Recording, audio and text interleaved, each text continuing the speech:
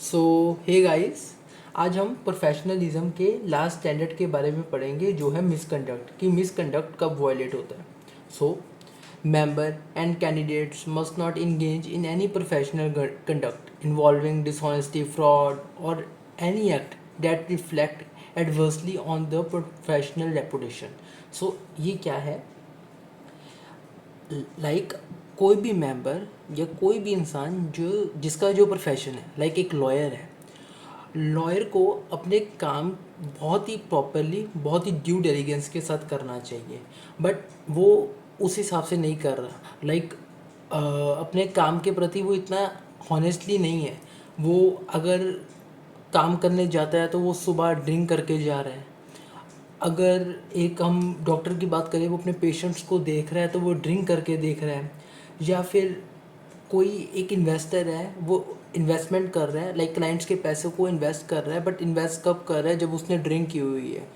सो ये मिसकंडक्ट है। वो फ्रॉड कर रहे हैं या फ्रॉड नहीं कर रहे हैं, बट एक हॉनेस्ट से काम नहीं कर रही, उनके कारण किसी का पैसा ख़राब हो सकता है या वो मिसकंडक्ट कर रहे हैं। सो ऐसी सिचुएशन जब कोई भी इंसान किसी भी प्रोफेशन में अगर ऐसा करता है, तब मिसकंडक्ट वायलेट होता है। सो जो मेंबर्स हैं, कैंडिडेट्स हैं, उनको बहुत हॉनेस्टली के साथ बिना फ्रॉड किए काम करना चाहिए एंड अपना काम बहुत ही प्रॉपरली करना चाहिए। और अगर वो प्रॉपरली नहीं करते या जो हमने एग्जांपल्स दिए हैं, अगर वैसा करते हैं, या फिर कोई इंसान जो अपने हक के लिए लड़ रहा है, अगर तो वो लीगल वे में लड़ रहा है तो फिर ये स्टैंडर्ड, ये मिसकंडक्ट वायलेट नहीं होगा। बट वो इलीगल वे में लड़ रहा है, देन मिसकंडक्ट वायलेट होगा।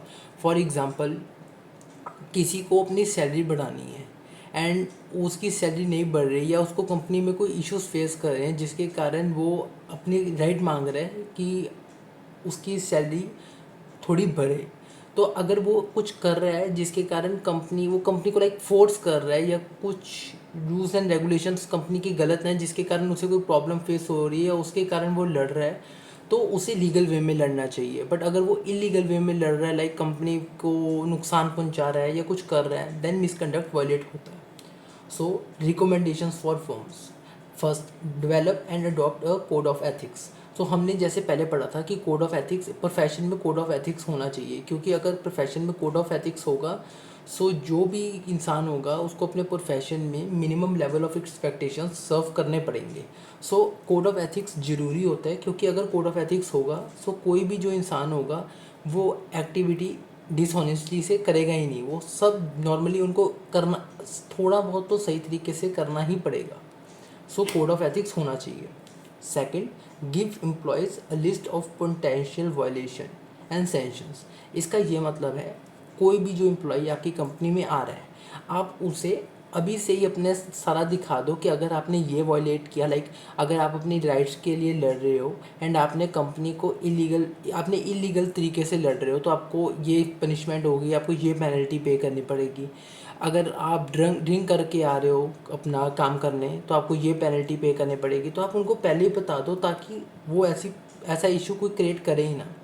And third, check references of potential employees के आने से पहले ही उनका बैकवर्ड जितना भी है वो चेक किया जाए, ताकि पता चले कि इन्होंने कोई और कंपनी में या पहले कहीं ऐसा कुछ तो नहीं किया हुआ, या इनके ऊपर कोई इन्वेस्टिगेशन या इनके ऊपर कोई केस तो नहीं चल रहा। क्योंकि अगर तो हम अभी चेक कर लेंगे तो बढ़िया है, बट अगर हम अभी नहीं चेक करेंगे तब तो मिसकंडक्ट वायलेट नहीं होगा। बट अगर हम अभी नहीं चेक करेंगे जिसके कारण फ्यूचर में हमें कोई प्रॉब्लम फेस करनी पड़ी, लाइक ये ड्रिंक करके आए या फिर इनके ऊपर कोई केस चल रहा है, उसके कारण हमारी कंपनी की रेपुटेशन ख़राब हो, तो उस सिचुएशन में मिसकंडक्ट वायलेट होगा। सो हम अभी से अगर रिकमेंडेशंस को फॉलो करेंगे तो फ्यूचर में मिसकंडक्ट वायलेट नहीं होगा।